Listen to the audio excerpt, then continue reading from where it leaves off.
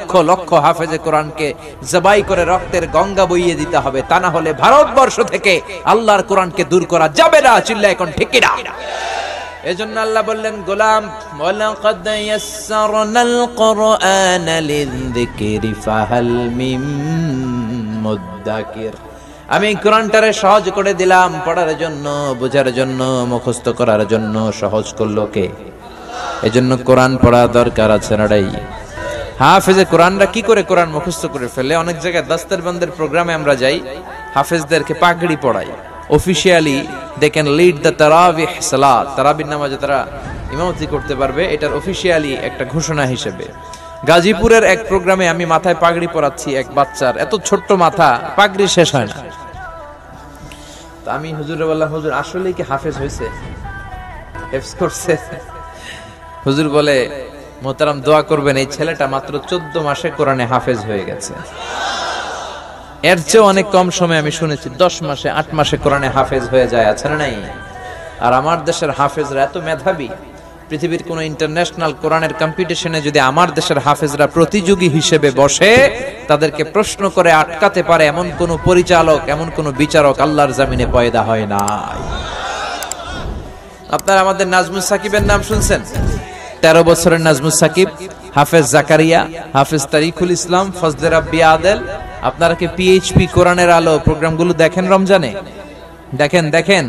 এসো কোরআনের আঙ্গিনায়, এসো শান্তির মোহনায়, এসো কোরআনের আঙ্গিনায়, এসো শান্তির মোহনায়, জীবনকে রাঙাতে ফুলে ফলে সাজাতে আল্লাহর সুধা পিয়ে গিয়ে চলো। পিএইচপি কোরআনের আলো, পিএইচপি কোরআনের আলো।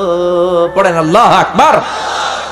পিএইচপির ভাইদের জন্য দোয়া করি, কারণ তারা লাক্স চ্যানেলে সুপারস্টার করে নাই, তোমাকেই খুঁজছে বাংলাদেশ করে নাই, তারা ক্লোজ আপ ওয়ানের প্রতিযোগিতা করে নাই, বিশ্ব সুন্দরী নামক মেয়েদেরকে উলঙ্গ করে কোনো কম্পিটিশন করে নাই, তারা কোরআনের কম্পিটিশন করেছিল। চিল্লায় এখন ঠিক কিনা? 2-3 বছর আগে 20,000 হাফেজকে তারা ইয়েস কার্ড দিয়ে ঢাকায় নিয়ে এসেছে। সেই 20,000 হাফেজের মধ্যে থেকে ময়মনসিংহ কিশোরগঞ্জের ওই এলাকার নাজমুস সাকিব 13 বছরের 20,000 হাফেজকে পেছনে ফেলে সারা বাংলাদেশে ফার্স্ট হয়ে গিয়েছে। সে প্রথম পুরস্কার পেয়েছে 3 লক্ষ টাকা। ধর্মমন্ত্রী লাইভ প্রোগ্রামে, সরাসরি সম্প্রচার করা প্রোগ্রামে তার হাতে ক্রেস্ট এবং টাকা তুলে দেয়। তারপরে এই ছেলে চলে যায় ইন্ডিয়ার ব্যাঙ্গালোরে, ওখানে দক্ষিণ এশিয়ার সব হাফেজদের মধ্যে প্রতিযোগিতা। ইন্ডিয়ার ব্যাঙ্গালোরেও নাজমুস সাকিব, আমার দেশের 13 বছরের নাজমুস সাকিব বাংলাদেশের অহংকার, দক্ষিণ এশিয়ার সবগুলো দেশকে পেছনে ফেলে ইন্ডিয়াতেও সে কম্পিটিশনে ফার্স্ট। এরপর সে চলে গিয়েছে KSA, the kingdom of Saudi Arabia. এখন আর দেশের গণ্ডি নেই, উপমহাদেশীয় গণ্ডি নেই, এখন আন্তর্জাতিক পরিমণ্ডল, ইন্টারন্যাশনাল প্ল্যাটফর্ম। সেখানেও গোটা বিশ্ব থেকে চান্স পাওয়া 70 দেশের হাফেজে কোরআনকে পেছনে ফেলে আমার নাজমুস সাকিব সৌদি আরবেও ফার্স্ট। ওখানে সে প্রথম পুরস্কার পেয়েছে 80,000 রিয়াল, আপনাদের বাংলাদেশি টাকায় প্রায় 14 লাখ টাকা। তারপর এই ছেলে খুঁজতে লাগলো যে পৃথিবীর সবচেয়ে বড় কোরআনের প্রতিযোগিতাটা হয় কোথায়। চলে গেল দুবাই।